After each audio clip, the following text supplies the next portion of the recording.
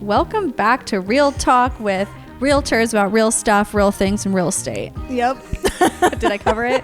I think you did. It's a lot of real. It's a lot of real. So today we wanted to talk about how to get the highest and best price for your home, because people, it's not rocket science. It's not rocket science, but it does take a little bit of work. You can't just throw your house on the market and call it good, especially in this shifting market.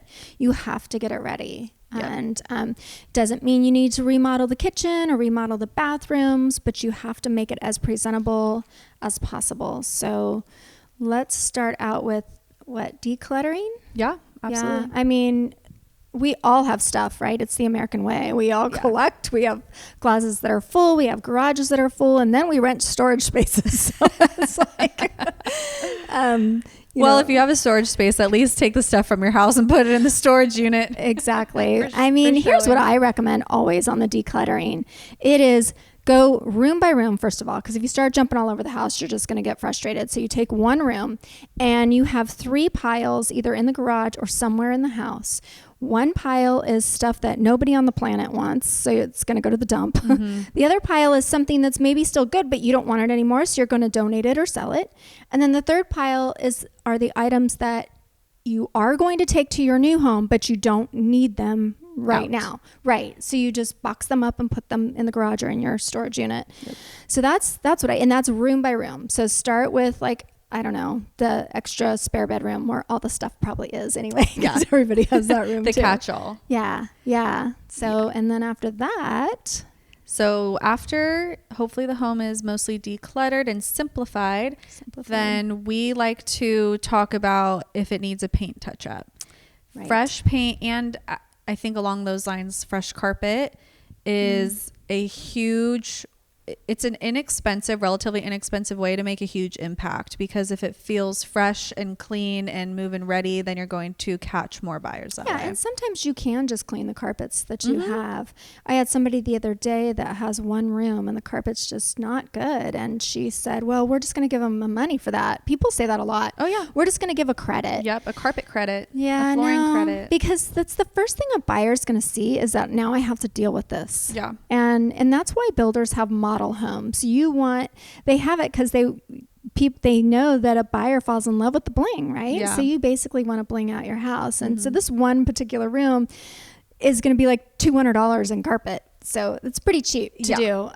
You don't necessarily have to put in new, laminate or vinyl flooring. Mm-hmm. You just have to make it look presentable. So whether it could be cleaned or replaced. Easy. Yeah. And, everybody's home pretty much gets damage on baseboards and door jams and marks on walls and holes from nail holes and things like that. So just touching all that up, whether it's a full repaint or not, a lot of times it can just be touched up. That's going to give it a really move-in ready feel. Definitely. And just a thorough cleaning, just getting either a professional cleaner in there or you just clean the heck out of it. Yep. And make it shiny and ready to go. And then the yard, the yard cleanup is also important. And we have somebody that we recommend for that because we know how treacherous yard work can be. Right. But a lot of people like to do that stuff too. So if that's you, I would definitely recommend doing all the weeding, putting down fresh bark, trim up those hedges, mow the lawn, make sure your lawn stays green. So,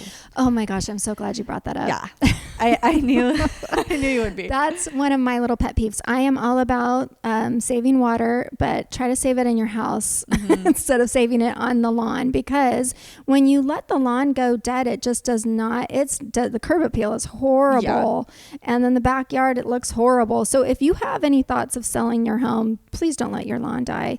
If you're going to live there for the next 10 years, then you're probably not even listening to this podcast anyway. Right. So it doesn't matter. But yeah, cleaning up the yard. Bark is cheap. Throw down some fresh bark. I mean, the bark's probably been there for a long time. And power washing. And we got a guy. For that. Yep. So power washing the house, the cobwebs, the sidewalk is huge. It makes such a big difference. Right. And these are all fairly cost-effective things that we're talking about here. So, and they're things that you're going to get your money back on, because like we've talked about a million times, you want to remodel your kitchen, you're probably not going to get your money back on something like that. But simple paint and cleanup you will get an ROI. Agreed, 100%. So once it's ready, and actually we could even have her come over before it's ready. We have a stager come over. So if you want to start with the stager and before you declutter, you certainly can. But part of our service is that we provide a staging company to come out, look at your stuff, and help you place it so that it shows the room off as best as possible, making the rooms look as big as they possibly can and camera ready. Yeah. So it isn't necessarily sometimes functional. It's like, wait, I can't see the TV from here. And it's like, doesn't matter. You're not going to be able to watch TV in here, or you're going to have to break your neck doing it while we sell your house. So staging is super important. We can stage with your own stuff. If you are moved out and it's vacant, we highly recommend staging. Yeah. Full stage on vacant homes too. Yeah. It just helps it sell so much faster and better. And the first impression to a buyer is so important.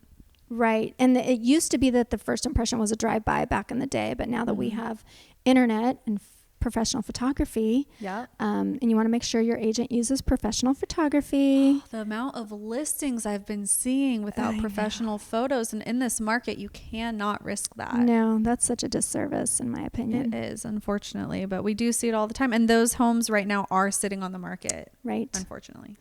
I keep saying unfortunately, but it's true. Let's see.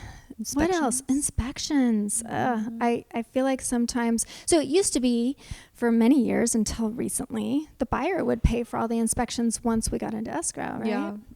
That's shifting though, don't you think?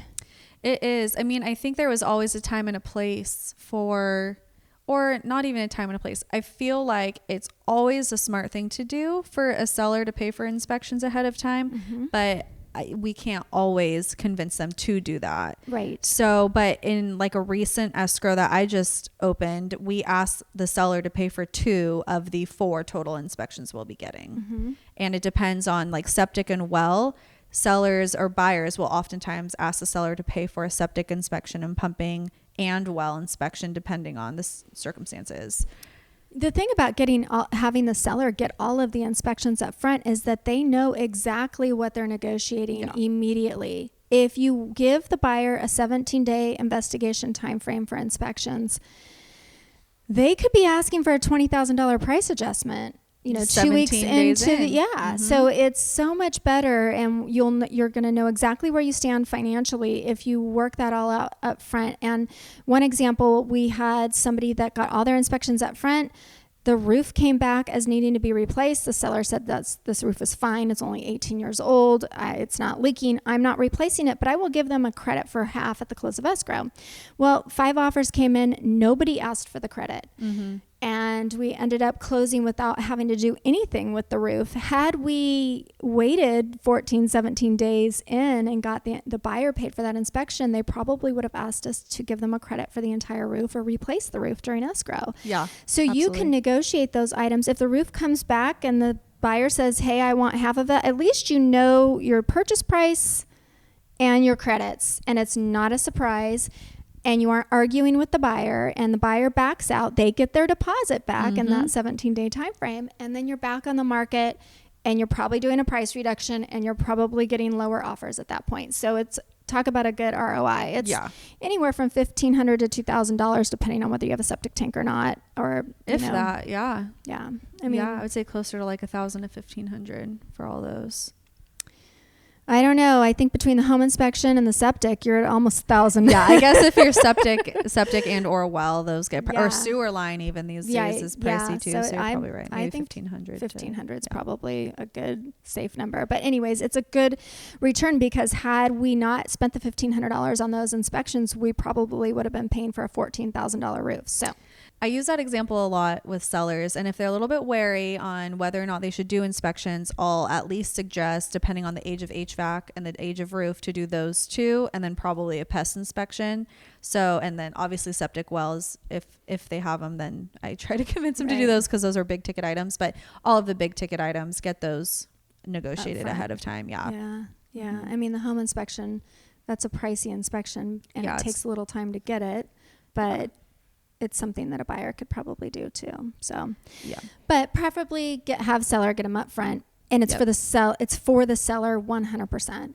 It's just a protection. We're never going to ask you to spend money that we don't think is a good investment. Exactly.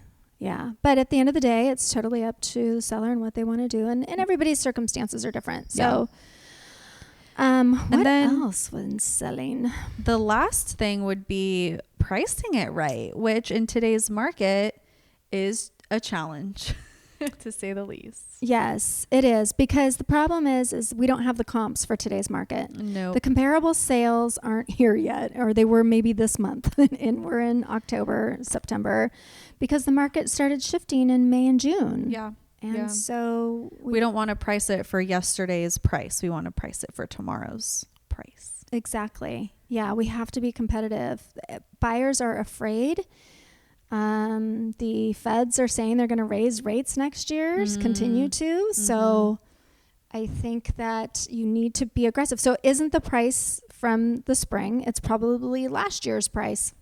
Yeah, definitely. And I'm looking at comps and usually recommending like 8-ish% below that. And it's definitely hard for a lot of sellers to catch on and see that. So I show them all the market data and I'm like, showing them all these price reductions. 98% of homes right now in Chico are getting price reductions. Yes. And I don't want my sellers to be that statistic. Right. So my goal is to price it below what the comps are saying, and then hopefully it gets a lot of interest and ends up getting bid up, although we don't see that often. Right. We're seeing less of that, but the faster you sell, the higher the price you will net. Yeah. So it's definitely better to be competitive, but it is a strange market. We just never know. So we always say, here's what we recommend.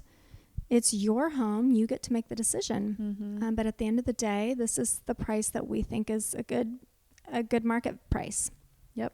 So to wrap up and summarize, stage your home, clean it up, look into paint and carpet, do the yard care, whether that means watering your lawn and or power washing, things like that. Trimming, get your inspections up front and price it right. And you will sell your home for the highest and best price. And maybe interview more than one agent, unless it's you or I, of course. They don't need to. If you have an agent that you worked with in the past too, that you really like and really trust, for sure, then that's a good person to Absolutely. go with. Go with the agent that as long as you had a good experience, go with that agent. Yeah. But if not, interview a few agents or just call me and Brandi. We got it. Oh, you know what? Well, never mind. We'll save that for the next episode. Okay. Want to give them a little taste? Well, I was just going to talk about pricing with Zillow and Realtor.com and Redfin and using those online price points and the reality of online estimates. Right. Coming soon. To a podcast near you. Good one. Thanks, Brandi.